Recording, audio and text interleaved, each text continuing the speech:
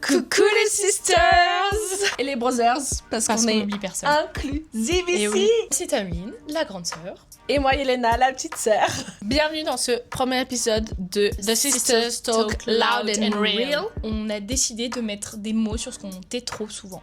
Et aujourd'hui, on parle de nos droits.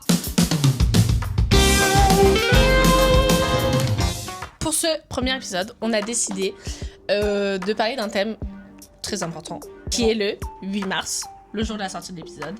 Et pourquoi on a encore besoin d'en parler. Donc on a décidé évidemment de sortir le premier épisode le jour du 8 mars, évidemment parce que c'est une journée très importante pour les femmes en général dans le monde entier. On a décidé que c'était une bonne occasion de faire le premier épisode et surtout d'en faire le sujet du premier épisode parce qu'en fait, on commence par les droits des femmes, ce qui est quand même la base pour après parler de sujets féminins des femmes dans la société. Qui est aussi un sujet qui nous tient à cœur et puis c'est... Évidemment, et c'est un bon prétexte pour commencer un podcast féministe le 8 mars. exactement. Voilà. Pour rappel, qu'est-ce que le 8 mars, Yelena ? C'est la journée internationale des droits des femmes. Et non, c'est pas la fête des femmes. On voit tous les vieux mascus qui vont nous dire Il y a pas de fête des hommes. il n'y a pas de fête des hommes, non. il y a une fête des femmes. En fait, calmos. On prend des libertés là. Les barres sur les T, les points sur les I. Voilà, faut que les gens comprennent que par rapport aux droits des femmes, et c'est pas la fête des femmes, genre ça n'existe Exactement. pas, c'est la fête des femmes tous les jours en fait. Et c'est important de rappeler que en tant que femmes, nous sommes les égaux des hommes en termes de droits et de liberté. Et c'est important, notamment le 8 mars, de le rappeler encore et encore. Évidemment. Petit point historique. Petit point historique. Petit point historique. Quand est-ce qu'a été introduit le 8 mars ? Ça a été officialisé par l'ONU en 1977. Et un peu choquant quand même que ça fait si peu de temps quoi. C'est hyper vrai que c'est récent, très récent, 77 quoi. C'est très récent. C'est l'âge de nos parents, d'au moins 10 ans quoi. C'est ça. Donc dans ce premier épisode, en fait, on va faire un petit format un peu spécial. Dans un premier temps, on voulait rappeler quelques dates clés et importantes pour la femme et les droits des femmes. D'un autre côté, en fait, réagir un petit peu sur ce qui se passe aujourd'hui, d'un côté social, en fait. Ouais. Bah c'est ça, en fait, on est obligé de reposer les bases. Enfin, c'est une question juridique, il y a des lois sur ça et c'est pas n'importe quoi. Et en fait, ça pose une base claire. Exactement. C'est un rappel pour certaines personnes qui méritent d'avoir ce rappel. Non, mais c'est important de le savoir parce que ça nous concerne directement les femmes et dans le monde dans lequel on vit. C'est des droits qu'on a acquis et on ne doit pas revenir dessus. Parce qu'en fait, sont importants. On les a acquis, mais jusqu'à quand, quoi ? C'est ça, on les a acquis déjà tardivement. On voit qu'il y a des retours en arrière quand même dans certains pays internationaux. Exactement. Après, on va parler majoritairement de la France, on est bien d'accord. Oui. Parce que c'est là où on vit, quoi. Mais ça concerne tout le monde et nous, c'est vraiment désolant de voir ce qui se passe dans certains pays, quoi. Donc, première date clé. 1944. Qu'est-ce qui s'est passé en 1944 ? Droit de vote pour les femmes. Le droit de vote des femmes est instauré par une ordonnance du 21 avril 1944. Petit rappel historique. Et donc, ce droit est publié au journal officiel, parce que toutes les lois sont publiées au journal officiel pour être promulguées. Confirmé le 5 octobre 1944. Premier vote auquel ont participé les femmes, c'était donc les élections municipales du 19 avril 1945. Et le taux de participation des femmes était de 53%. Donc elle représentait 53% de l'électorat. Voilà, ce qui est quand même plus de la majorité. Donc, en même temps, c'est hyper compréhensible dans le sens où c'est quand même hyper important et t'as le droit d'avoir une opinion sur qui va gouverner ton pays. Évidemment. Ça te concerne directement et de pas avoir ça, c'est vraiment horrible parce que tu te dis genre... un peu tu sers à rien quoi. Donc forcément de l'avoir, tu te dis ouais, on va les voter puis on a le bien. même, en fait on a le même statut que les hommes. Notre opinion compte autant que notre les opinion, hommes. exactement, au final, c'est le mot que je veux dire. Notre opinion compte à égalité à celle des hommes en fait. Ouais. Ouais, et ça fait pas longtemps en soi et oui ça a été légalisé tout ça, mais en vrai chez les jeunes femmes c'est pas non plus un acquis. Aujourd'hui le taux d'abstention chez les jeunes en tout cas est très élevé. Et aussi beaucoup de femmes, mais c'est pas forcément juste une question de passionner des femmes, c'est que politique, au final il y a pas grand chose sur les droits des femmes ou en faveur des femmes, tout ça, donc forcément tu te sens pas représentée, donc t'as pas forcément envie d'aller voter, alors que c'est une chance, non ça devrait pas être une chance incroyable de pouvoir aller voter, mais on l'a acquis si tard par rapport aux hommes et c'est devenu tellement important Et par rapport à plein d'autres pays, on l'a acquis très tard aussi. Et de pas en profiter, c'est carrément dommage. Et en même temps, ça se comprend parce que pendant, tu vois, aucun des programmes, il y a des choses en tant que femme qui peuvent te profiter, forcément tu te sens pas représentée, quoi. Et il y a aussi très peu de femmes en politique, en soi. Elles sont moins représentées, surtout pour les élections municipales. En fait, maintenant, il y a des partis qui préfèrent payer, en fait, plutôt que de respecter le quota de 50% de femmes, 50% d'hommes. Notamment pour les municipales. C'est fou quand même. Hein. Parce que c'est quand même... les municipales, c'est bientôt d'ailleurs, mais c'est quand même des élections hyper importantes, quoi. Parce que, ta ville, c'est pour ta ville, quoi. C'est au plus proche de toi, quoi. C'est dommage de ne pas avoir ça. Je suis d'accord. Et vous, qu'est-ce que vous en pensez du droit de vote des femmes? Hyper important, répondez-nous. Évidemment. Dites-nous votre avis, ce que vous en pensez, et si vous allez voter, surtout en tant que femme. Et si vous ne votez pas... On compte sur vous, les sisters. Hein. Si vous ne votez pas, dites-nous pourquoi. On en parlait ce matin dans la voiture, mais si, avec notre famille. C'est vrai. Franchement, on parlait du fait aussi que ma meilleure amie, elle habite à l'étranger. Pas hyper pratique en vrai de faire des procurations, tout ça. Et même, il y a des gens... peu importe la raison, qui sont pas à côté de leur bureau de vote le jour de vote, et on trouvait ça super dommage de pas avoir de système où on peut voter à distance, quoi. Parce que je pense que ça inciterait beaucoup plus de gens, les femmes certes, mais en général beaucoup plus de gens à voter, et notamment les jeunes qui sont aussi très téléphone, très réseau, connectés, tout ça. Donc en fait, d'avoir cette possibilité de pas avoir besoin de se déplacer, franchement, dites-nous ce que vous en pensez, si vous êtes d'accord avec nous sur ce point. N'hésitez pas. Alors, on fera une pétition. On fera une pétition. Prochaine date clé est le 27 octobre 1946. Le 27 octobre 1946, c'est une loi constitutionnelle qui inscrit dans la Constitution l'égalité entre les hommes et les femmes. Exactement. L'égalité des droits entre les hommes et les femmes dans son alinéa 3. Donc ça l'inscrit en fait dans le préambule de la Constitution, mais préambule de la Constitution fait partie de la Constitution. Voilà. C'est pas les crédits de début de livre que personne lit. Ça, c'est pas un article liminaire ou quoi, c'est le préambule de la Constitution. C'est d'ailleurs le Conseil constitutionnel qui l'a déclaré, fait partie de la Constitution au titre de ce qu'on appelle le bloc de constitutionnalité. Waouh. Voilà. Et pour toutes les personnes comme moi qui ne font pas de droit et qui ont presque rien compris, en gros, c'est aussi important que tout ce qui est écrit dans la Constitution. Voilà, exactement. Mais hyper important, mais c'est fou, non mais attends, tu te rends compte que genre, tu dis 46, mais c'était vraiment pas longtemps, genre...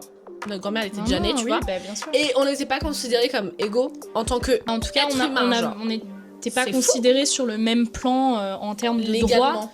Légalement. Et le fait que ça a été inscrit dans la Constitution, qui est quand même la norme suprême en droit français. Ouais. Donc, c'est-à-dire que quand on fait des lois, on doit respecter la Constitution. Le fait qu'on l'inscrive dans ce texte-là, ça a quand même une grande portée juridique. Et ça veut dire qu'avant, on pouvait faire des lois où les droits des hommes étaient complètement... Ouais, en faveur des droits des hommes, par exemple. Oui, c'est ça, c'était complètement inégaux, quoi. C'est fou, hein. Franchement. Voilà. Donc c'est quand même un grand pas. Carrément. Cette inscription, vraiment, on met noir sur blanc que les droits des femmes et les droits des hommes sont les mêmes. Ouais. Voilà. C'est tellement tard. C'est fou. Hein. Et moi, je me pose la question quand même, avant cette époque-là, enfin avant le 27 octobre 1946... Si juridiquement parlant, les droits des femmes n'étaient pas sur le même plan, comment on pouvait attendre en fait que socialement ce soit le cas aussi? Carrément, ça explique vachement plus aussi tout ce truc social de la femme, elle cuisine pas, elle est à la maison. En fait, elle cuisine justement. Oui, elle cuisine. En fait, genre, petit lapsus féministe. Disons, c'est papa qui cuisine, ok? C'est ça. Non, mais ce que je veux dire, c'est un peu un grand mot, mais en fait, genre. C'est un esclave, genre. Enfin, pour moi, t'as pas de droits égaux, t'es de la merde, et du coup... Non, mais pas étonnant que les gens se sont dit, la femme, elle reste à la maison, juridiquement parlant, en tout cas, les droits des femmes étaient en dessous, en fait. Donc t'es considéré moindre. Donc t'es considéré moindre, genre, t'es... les paysans, genre. Enfin, et encore, les femmes paysans travaillaient, genre. Enfin, attends, t'es les gueux de la société. Non, mais c'est fou. Woman is the new pleb. Et non, mais tu vois, au final, genre, on dit, c'est fou quand même que c'était comme ça, les normes sociétales à cette époque. Mais en fait, si déjà, légalement, t'es pas égaux, tu m'étonnes que... Bah, c'est ça, socialement, tu peux pas Socialement, tu peux pas l'être non c'est plus, ça, quoi. exactement. C'est hyper triste, hein. Ça, c'est sûr. Enfin, c'est Ouais. pas normal parce que... Et c'est dit, les hommes naissent égaux en droit, quoi. Mais... homme avec un grand H. On vous voit. Voilà, on sait, microféminisme Voilà. partout. Moi, je mets d'abord elle d'abord et surtout, j'écris tout le temps Les humains. Au lycée, j'étais là en SEL, j'étais en mode les humains, T'as raison, t'as bien pas raison. les hommes. T'as bien raison. Pourquoi faire? Bref, C'est comme l'écologie, des petits gestes au quotidien. Exactement. Et c'est fou, quoi. Enfin, forcément, si t'es pas considéré pareil, quoi, comment socialement on peut te considérer Bah, ça? C'est Exactement. c'est cray-cray, comme on C'est dit ici. cray-cray. C'est cray-cray. Ok, prochaine date. Prochaine date. Arrêtons de rigoler. Donc, la prochaine date clé, c'est la Mhm. loi du 13 juillet 1965 qui modifie le régime légal du couple marié sans contrat. Donc en fait, cette loi, elle permet aux femmes de travailler sans l'accord de son mari, d'ouvrir un compte bancaire sans l'accord de son mari et de pouvoir gérer ses biens propres sans l'accord de son mari, ce qui n'était donc pas possible avant. Ouais. C'est fou Voilà. quand même. Non mais attends, ça fait 60 ans. Voilà. Euh, 1965. Donc avant, pour faire tout ça, il fallait l'accord de son mari pour gérer tes biens. Non mais n'importe quoi, mais oui. Voilà. Bah du coup c'était pas vraiment les tiens quoi. Bah, pas dans la gestion en tout cas. Ouais mais si tu peux pas le gérer... Enfin techniquement être propriétaire d'un bien, c'est tu peux faire tout ce que tu veux avec. Oui. Donc est-ce que D'ailleurs- t'étais vraiment propriétaire? D'ailleurs, petit point culture juridique. En droit, nous disons en fait de meuble, possession vaut titre. Donc rien que le fait que de posséder quelque chose vaut en fait titre de propriété. Donc on n'a même pas besoin de prouver avec un papier Que c'est à ou toi. je ne sais quoi que c'est à toi. Ok. Voilà. Ouais. C'est fou hein. Mm. Mais hyper important, on empêche d'avoir cette liberté quoi, parce que on en parlait en préparant un peu, mais en fait bien plus que juste avoir ton propre compte bancaire, Bah oui, quoi. bien C'est avoir sûr. une liberté C'est ça. que, enfin, c'est énorme avoir, Mm. enfin, tu peux disposer comme tu veux de ton propre C'est ça. argent et C'est avoir une liberté financière, comme tu dis, Mm. c'est pouvoir t'acheter des trucs, mais c'est aussi pouvoir, enfin, toi, être en fait autonome financièrement par rapport à ton mari, quoi. ouais, c'est ça. Et même on parlait des relations toxiques et tout, où il y a violence ou quoi. Et en fait, c'est sûr que c'est hyper compliqué de partir de ces relations et chaque situation est différente et ça, rien n'enlèvera ça. Et ça, on ne le juge pas, évidemment. Ça se comprend totalement qu'il y a des femmes qui n'arrivent pas à partir, et bien sûr. Mais rien que d'avoir la possibilité de pouvoir partir, C'est ça. parce que tu peux avoir ton propre argent. C'est ça. C'est une porte de sortie quoi. Et il y a Même d'ailleurs si elle est un peu cachée, enfin bien sûr. hyper Et important. il y a d'ailleurs des femmes qui ne partent pas parce qu'elles ont pas d'autonomie financière. Ouais, dû parce à que- le mari qui. Oui, c'est ça, parce que enfin, mari ou pas, mais- il y a des hommes, ou des femmes évidemment, mais c'est quand même en majorité des hommes, qui exercent des violences qu'on appelle administratives, donc qui confisquent tout ce qui est papier d'identité, carte bancaire, etc. Qui empêche de travailler. Qui travaillent pas, ouais, oui ouais, voilà, ouais. qui empêchent de travailler, comme Et tu du coup, dis, tu peux pas te faire qui d'argent, isolent leur compagne, etc. quoi. Ouais. Donc forcément, il n'y a plus d'autonomie financière. Donc Mhm. comment on peut demander à une femme ou un homme, encore une fois, de partir de ce foyer violent si derrière il n'y a aucune autonomie financière? C'est pas possible. Ouais. Mais carrément, et même aujourd'hui, enfin. On le voit chez les jeunes, même les étudiants, enfin c'est quand même hyper compliqué cette question de autonomie financière parce que énormément de jeunes, dont moi, qui font des études, habitent chez leurs parents. Et en fait, sûr. quand tu payes une école, mais après c'est choix de chacun, mais moi j'ai une école privée, bah quand tu payes le prix de l'école, bah ouais, genre tu peux pas.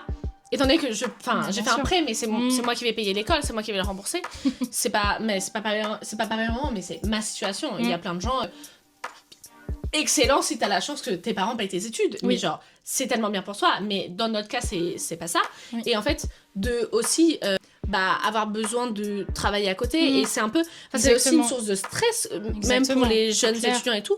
Et c'est-à-dire que moi, quand j'ai signé mon contrat de prêt, et j'ai vu à partir de telle année, pendant tant de temps, je devais payer tant par mois, mais le stress que ça m'a monté d'un coup, j'étais en panique, quoi. Ouais, je comprends. Et tu te dis, mais en fait, t'es même pas sorti de la vie adulte, enfin, t'es même pas sorti des études, t'as même pas vraiment un travail, tu es déjà dans le truc en T'as mode... déjà ton je prêt dois à, payer. ouais, à rembourser. Et c'est d'argent, enfin, c'est une source de stress. une source de bien sûr. stress, tout ça, C'est et au clair. final, dans la vie de tous les jours, en fait, l'indépendance financière, c'est compliqué et tout, et on en revient aussi, du coup, à poste égal, femmes et hommes n'ont pas forcément le même salaire. Oui, tout à Ce fait. qui joue aussi quelque chose dans l'indépendance financière au final. Oui, mais que ce soit de ton mari ou que complètement. ce soit de tes parents, quoi, du Bien foyer sûr. familial, en vrai. Bien sûr. Tu vois. Mais même, tu vois, pas fait d'école privée, qui n'ait pas eu de prêt, qui était à la fac et tout. Pareil, j'ai dû travailler à côté. Moi, je travaillais tous les week-ends, je travaillais l'été. Pareil, pour avoir cette petite indépendance financière. Et pourtant, j'habitais aussi chez nos parents. Ouais. J'avais pas Et les moyens de me Ça payer. ça passe aussi par juste s'acheter les choses quand on a envie, quoi. Oui, c'est On ça, n'a pas forcément exactement. envie de demander à papa et maman tout le temps, tu peux m'acheter ça. Bah non, on arrive à un moment où, en tant que jeune, enfin, toi t'es un peu plus avancé dans la vie d'adulte, Oui. moi en tant que jeune adulte, j'ai envie de payer mes propres trucs, j'ai envie de me payer mes propres vacances, aller où je veux, mais pour ça, il faut l'argent et du coup, faut travailler. À ton âge, j'étais dans la même situation, Ouais. à la fac, chez papa, maman. Un petit boulot, mais le petit boulot, il ne te permet pas de payer un loyer, d'être indépendant Ah non, ça, c'est complètement, de payer Surtout, des vacances, etc. Surtout que maintenant t'es déménagé, mais tu vois, on a grandi en région parisienne et la vie, oui, est plus chère en région parisienne et quand t'es jeune, c'est compliqué. Mais les salaires sont pas forcément plus élevés. Oui, c'est ça. C'est et ça se payer un loyer dans ça, mais franchement, c'est la galère, quoi. C'est pas possible. C'est très compliqué. Oui, moi j'ai envie de m'émanciper de chez papa et maman, mais franchement, quand tu vois le prix d'un loyer à Paris pour avoir un truc de merdasse et genre Ouais, c'est ça. hyper mal situé, C'est ça, surtout.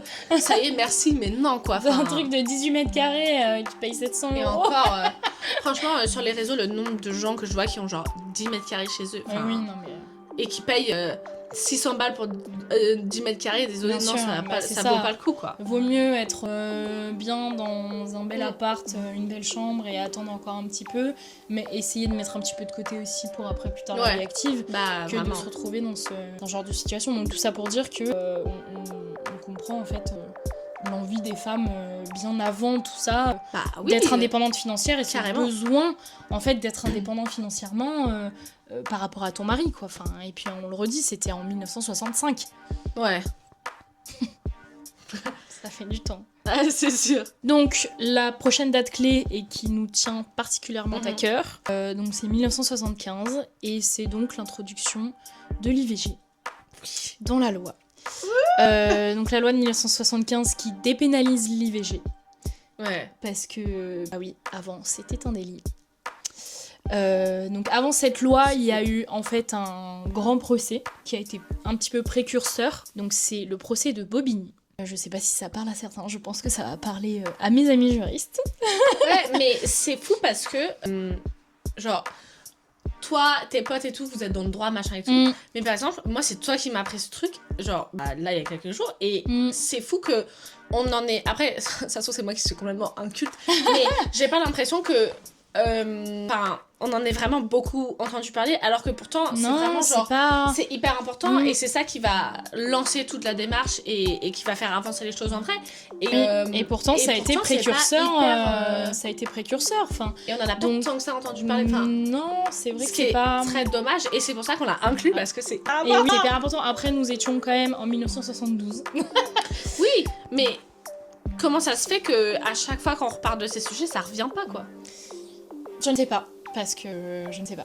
Je n'ai aucune explication à donner. Mais donc pour la petite histoire, donc le procès de Bobigny, en fait, c'est une jeune femme qui a été violée, qui a décidé d'avorter. Donc elle a été accompagnée par sa mère, évidemment, par des amis à sa mère et par un médecin qui a pratiqué l'avortement. Et donc cette jeune femme s'est retrouvée, elle était mineure, donc elle s'est retrouvée devant le tribunal pour enfants. Et puis plus tard, donc c'est sa mère et ses amis qui ont été devant les tribunaux. Et c'est Madame Gisèle Halimi qui a décidé de les défendre. Gisèle Halimi, donc c'est une grande avocate qui est connue pour son travail en faveur des droits des femmes et notamment en faveur évidemment de l'IVG. C'était une amie de notre regrettée Simone Veil, évidemment. Ouais. Donc en fait dans ce procès elle a pris tous les risques si je puis dire parce que en fait elle a dénoncé l'avortement en faisant notamment le manifeste des 343, un manifeste qui ont été signés par des femmes connues et qui reconnaissaient publiquement en fait avoir avorté, dont Gisèle Halimi d'ailleurs.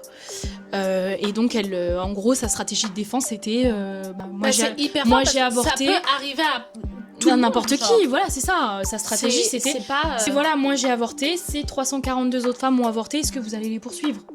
En gros, c'est ça. Et puis d'ailleurs, sa plaidoirie a été sortie en bouquin. Et donc, je vous invite à aller le lire. On vous mettra le lien dans la description. On vous mettra le lien. Ça vous intéresse. Voilà. Donc, la mère a été condamnée à des amendes avec sursis, il me semble. Donc, c'est quand même une très petite peine. Donc, c'est en ce sens, en fait, que ça a été précurseur de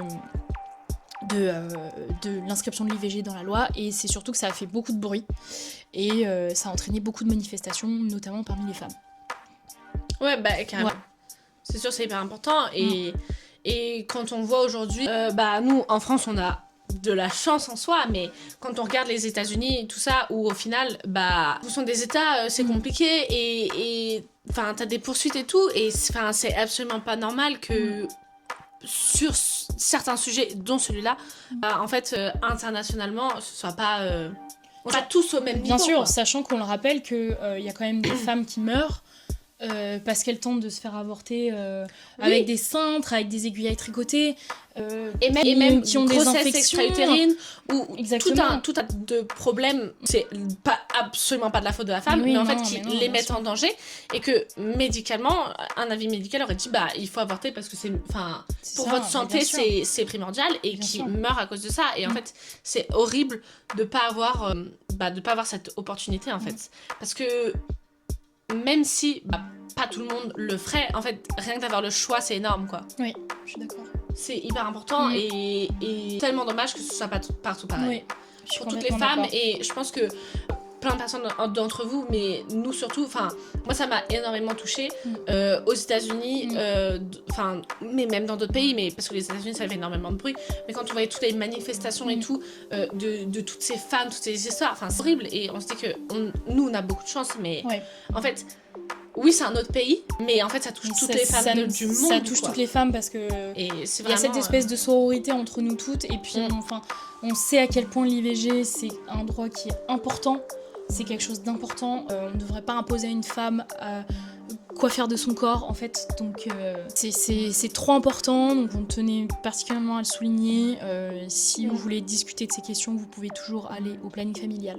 Oui, mais On le bien rappelle sûr, aussi. mais il y a plein de choses, vous pouvez aller voir Nous Toutes. Moi j'ai une copine qui est... On adore Nous Toutes, big up à Nous qui Toutes. est, comment on dit est bénévole de Nous Toutes, genre.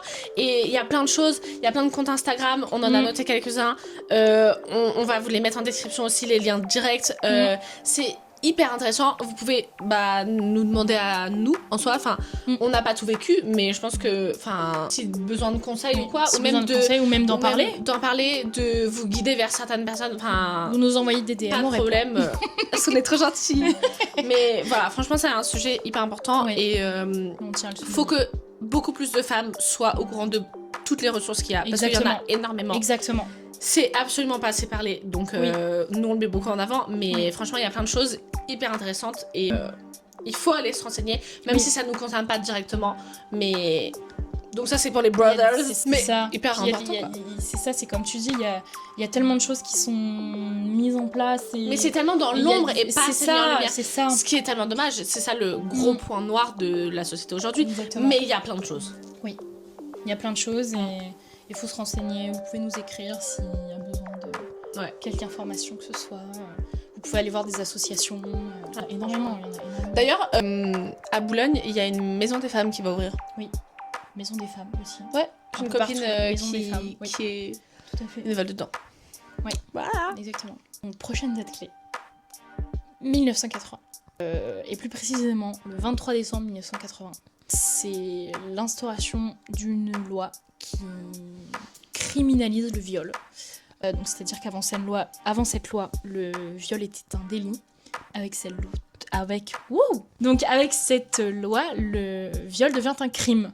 Donc, qu'est-ce qui change ? C'est notamment la répression. Que les crimes et les délits ne sont pas punis de la même manière. Donc, c'est la répression des coupables. On Et peut dire ça comme surtout, ça aussi montre la gravité de l'acte. Exactement. Enfin, c'est en termes de crime sur le même niveau que tuer quelqu'un, quoi. Oui, en c'est soi. très grave. Bah, Genre, c'est les atteintes. C'est pas jugé pareil, évidemment, et Non. c'est pas puni de la même manière, on est bien d'accord, mais ça montre Bah, que c'est bien sûr. grave et c'est les une personnes réalité, graves, quoi. tout à fait. Ouais. C'est les atteintes aux personnes graves. Et donc, cette loi, elle instaure aussi une définition du viol. Donc, définition évidemment qui a évolué depuis 1980. Heureusement, Vraiment, heureusement. elle a évolué de nombreuses fois. Et puis très récemment, du coup, en 2025, où les députés ont décidé d'instaurer la notion de non-consentement dans la définition du viol et des agressions sexuelles. Et on rappelle, si c'est pas un oui clair, c'est pas consenti. Si on dit rien, C'est pas juste non. c'est non. Rien, c'est pas, ça marche pas. Voilà. Et on a le droit de se désister au dernier moment. Voilà. On a le droit de tout. Voilà, on a le droit de tout, on a le droit de dire non à n'importe quel moment. Et à n'importe qui. Si on n'a pas envie, on n'a pas n'importe envie. qui. Et à n'importe qui. Exactement. Hyper important. Très important. Et bah ouais. Franchement, et je pense que. Enfin, ça a été entré dans la Constitution il y a pas très longtemps. Et je pense que pour notre génération, la Gen Z et tout, je trouve que c'est émouvant de. Oui, c'est vrai. Enfin, que ça conclut, quoi. Et que tous les efforts, tout le mouvement MeToo qui a commencé au début de ça, mais qui aujourd'hui, dans les manifestations, on le voit encore. Et c'est toujours hyper présent. Et Puis heureusement. on le voit encore. En fait, ça apporte ses fruits, quoi. C'est ça. Ça porte ses fruits, mais je trouve que dans certains domaines, c'est encore. Faut encore y aller, quoi. Par exemple, dans le domaine du cinéma, il y a eu beaucoup d'affaires qui sont ressorties ces derniers temps, et malheureusement, ça n'aboutit pas, ou on ne croit pas les femmes. Il y a encore en fait, du progrès à faire de ce côté-là. Et d'ailleurs, ça fait pas non plus si longtemps que ça que le viol entre conjoints. Et aussi était aussi inscrit dans la loi, le viol des prostituées, etc. Donc on a encore beaucoup de progrès à faire. Et pour la Constitution, mais c'est déjà un premier pas. Bien sûr. Et c'est encourageant, quoi. Bien sûr, c'est très encourageant, et heureusement. Et du coup, pour la Constitution, c'est effectivement le droit à disposer de son corps et évidemment du droit à disposer en interruption volontaire de grossesse, donc qui a été instauré le 8 mars 2024 dans la Constitution. Exactement. Voilà, donc ça scelle un petit peu le droit à l'IVG, donc c'est cool. Ouais. C'est cool, mais comme on disait tout à l'heure... 1980 quand même, 45 ans, quoi. Ouais. Puis comme on le disait tout à l'heure, le droit, il est pas acquis partout, donc il faut le protéger. Ah ouais, c'est ça, il est hyper important, et... c'est un petit bijou, quoi. Enfin, faut le chérir, parce que... Enfin, c'est pas si exceptionnel qu'on l'est, mais... Ça ne devrait pas l'être, mais ça l'est, quoi. C'est ça. Donc... C'est ça, bon, petit big up à l'IVG, vous avez compris que c'est quelque chose qui nous tient pas à cœur. Ouais. Bah oui, et ça touche tout le monde, en fait. C'est ça touche tout le monde. C'est ça, pas forcément personnellement, mais tu connais quelqu'un, et... Oui, c'est ça. Et ça avance comme ça, quoi. Exactement. Et forcément, c'est hyper important, quoi, parce que... Enfin, c'est malheureux, mais on sait pas ce qui peut nous arriver, donc... Bah c'est ça. Ok. Let's go le débat. Mais, ouais, en vrai, ça fait réfléchir, parce que tu vois, même dans nos métiers, enfin, toi, c'est ton métier, moi, communication, communicante, c'est mon futur métier. Oui. Je suis toujours en train d'apprendre, mais en fait... C'est hyper drôle parce qu'on voit deux visions, et en même temps c'est pas vraiment deux visions différentes, parce que personnellement on se rejoint beaucoup, mais tu vois, toi t'as le côté loi hyper rigide, hyper carré et tout, et un côté pas inhumain, parce que c'est pas vrai, enfin c'est un très grand mot, mais c'est très impersonnel, en tout cas, enfin c'est des mots sur un papier. Je suis pas tout à fait d'accord. La loi en elle-même, oui, la loi effectivement, oui. Pas ton Après, travail. La loi en elle-même. La loi s'applique quand même en fonction de l'individu qu'on a en face de nous. Évidemment, mais ça fait très. Tu vois, je vois ce que tu veux dire. Mais ça fait vois ce que tu veux dire. Tu vois, en communication, sur les réseaux, tout ça, on voit beaucoup plus la colère des gens, l'envie de changement, alors qu'en droit, t'as pas cette facette-là où en fait ça fait un peu. C'est un peu thermomètre social. C'est le côté répressif, quoi. C'est ça. Du coup, c'est ça, c'est effectivement, c'est comme tu disais, c'est pas deux visions différentes, parce qu'on se rejoint là-dessus, mais c'est deux expériences de vie en fait différentes, et on voit l'impact de deux manières différentes en fait. Donc c'est vrai que du côté du tribunal, notamment sur la répression du viol et des atteintes sexuelles et des violences, on a quand même encore pas des progrès, enfin si, on a des progrès à faire, mais ce que je veux dire, c'est que la loi peut être claire, précise, etc., comme l'introduction de la notion de non-consentement, mais on ne sait pas comment ça va être appliqué derrière. Est-ce que ça va possible, ça va être possible de l'appliquer tel quel. Voilà, et on le sait que des questionnements encore, quoi. Bien sûr, et on sait tous que les violences sexuelles sont pas beaucoup condamnées, surtout les viols, parce qu'il y a un manque de moyens, parce que la procédure pénale repose sur le système de preuves. Donc c'est sûr que quand une femme va déposer plainte, si elle va déposer plainte, parce qu'il y a cette question-là aussi, ouais. Beaucoup de Évidemment. femmes n'y vont pas, par peur d'être jugées, par peur d'être pas entendues. Il y a un manque de formation aussi au niveau des forces de l'ordre à ce niveau-là. Hein. Bien sûr, et il y a aussi beaucoup moins de femmes par rapport à des hommes aussi. Bien sûr. Enfin, c'est un environnement, je trouve, assez masculin, que ce soit pas forcément avocat ou quoi, mais genre même la police, les gendarmes, tout ça, c'est masculin. Et tu vois, de ce que tu dis, la peur de pas être entendu, c'est par rapport à la justice qui est une institution, tu vois. C'est ça. Alors ça. que sur les réseaux, tout ça, les campagnes féministes pour dénoncer, en fait, il y a tellement de liberté et surtout, c'est tellement des communautés que les gens sont là pour toi et les gens vont croire et les gens vont t'aider et tout. Exactement. C'est génial parce qu'il en faut, mais faut aussi bien sûr, enfin faudrait rejoindre les deux, bien quoi. sûr, et il y a des opérations de formation des forces de l'ordre sur les violences sexuelles, les violences en général, qui sont faites par les associations d'aide aux victimes, les CIDFF, qui sont d'ailleurs des ressources si vous êtes victime d'infractions pénales ou de violences au sein de votre couple. Je le souligne. Ayant travaillé en association. Non mais voilà, donc oui, quand elles vont déposer plainte, si elles le font. Puis après, derrière, c'est un parcours très compliqué. Puis comme tu disais, la justice, c'est une institution qui peut impressionner. Les gens se sentent peut-être pas proches de cette institution. Donc derrière, c'est long. C'est des auditions devant la police. C'est des auditions si ça va au procès, puis, etc. Il y a des trucs aussi, ça rejoint aussi, tu vois. Là, il y a eu beaucoup d'interviews de Gisèle Peicot parce que son livre est sorti.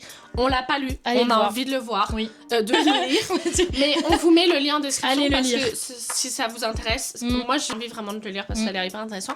Et donc comme son livre est sorti, elle a beaucoup été interviewée. Elle a été interviewée à l'international aussi parce qu'elle a été femme de l'année. D'ailleurs. Oui, et hyper important. La reine Camilla lui a écrit d'ailleurs. Et elle a répondu à son... elle a dit qu'elle a été énormément touchée. Elle a répondu à son courrier et elles se sont rencontrées d'ailleurs. Ouais. Hyper intéressant. Et tu vois, elle dit dans ses interviews que... en fait, elle a dû énormément se préparer parce qu'elle savait qu'au procès, elle allait devoir revoir les vidéos. C'est ça. Et qu'elle avait pas envie. Et puis avec des gens que tu connais pas. Enfin, c'est ça doit... Et même pour des choses pas de même... ampleur parce que c'est vraiment très particulier, hein, voilà. Mais même pour, tu vois, violence conjugale et tout, si tu dois montrer les preuves, t'as pas forcément envie de voir dans un tribunal plein de gens que tu connais pas, d'inconnus, tout ça, bah ton corps aussi même au-delà de exposé, tu vois. C'est ça, même au-delà de ton corps, c'est moi je trouve c'est ton intimité qui est exposée devant tout le monde, même sans parler de violence sexuelle, même s'il s'agit entre guillemets juste de violence physique, psychologique, etc. C'est hyper vulnérable en fait. Mais bien sûr, c'est ça. Et donc ça se comprend énormément qui est... C'est ça. Pas assez... Enfin, pas assez de femmes qui ont envie d'aller porter plainte parce que c'est important, mais ça se comprend tellement et... D'ailleurs, je tenais aussi à préciser, en tant que femme victime de violence, vous pouvez vous faire accompagner par des associations. En fait, l'intégralité de la procédure, si vous souhaitez déposer plainte, donc lors du dépôt de plainte, ils peuvent vous accompagner aussi pendant le procès. Ça se fait. Il y a des juristes qui accompagnent. Donc vraiment, vous pouvez vous faire accompagner pendant tout le processus et ça, c'est super chouette. Ouais, parce que c'est super dur quand même. D'être avec quelqu'un qui connaît et qui peut vous accompagner. Voilà, donc il y a plein d'associations partout. Généralement, c'est France Victime qui chapeaute un peu tout ça. Et je le rappelle, vous avez tous les CIDFF. On vous mettra en description aussi. On mettra tout. Mais c'est vrai, c'est important d'avoir des ressources, quoi. Donc, mais bien sûr. C'est très important d'avoir des ressources en tant que femme et surtout savoir en fait qui peut t'accompagner, comment, dans quelles conditions, financièrement aussi. Voilà, on peut toucher l'aide juridictionnelle, etc. Donc, c'est des choses importantes à savoir. Donc le petit mot de conclusion. Le 8 mars, c'est pas juste une date comme ça, c'est pas une journée où on veut nous offrir des fleurs, où on veut nous offrir des cadeaux, prendre soin de nous, on n'en veut pas. C'est pas ça le but de cette journée. Mais ouais, c'est une journée hyper importante, il faut se renseigner et oui, on a encore besoin d'en parler parce qu'il y a plein de gens qui disent exactement. Le et c'est surtout pour mais en fait non, on en a besoin. C'est pour nous rappeler que notre voix est une force. La voix des femmes et est une force. Que ça vient de loin, que Voilà. nos mères, nos grands-mères, enfin même avant, se sont déjà battues pour ces droits-là. Et c'est hyper important d'honorer ça déjà et surtout de continuer à se battre pour les droits que Exactement. on Qu'on a n'a acquis pas encore, et qu'on qu'il a faut acquis et acquérir. qu'on n'a pas encore. Et en fait, bah ouais, on est tous ensemble dans ça et on n'est pas seuls, Exactement. quoi. Et c'est aussi le but de ce podcast. Ouais. C'est pour créer un espace Rassemblés. créer un espace sécurisant aussi pour Ouais, pour toutes les femmes. On en a besoin On en a besoin. dans cette vie. Exactement. On veut aussi que ce podcast soit le vôtre. Donc n'hésitez pas à nous poser des questions, n'hésitez pas à nous envoyer des messages, à nous dire... On répond à tout. On répond à tout, à nous dire Évidemment. quel tabou vous voulez qu'on brise, de quoi vous voulez qu'on parle sur les Même si vous prochains avez des épisodes. anecdotes, tout ça, Envoyez-les on peut nous, en parler, y a on les aucun lira problème. avec plaisir.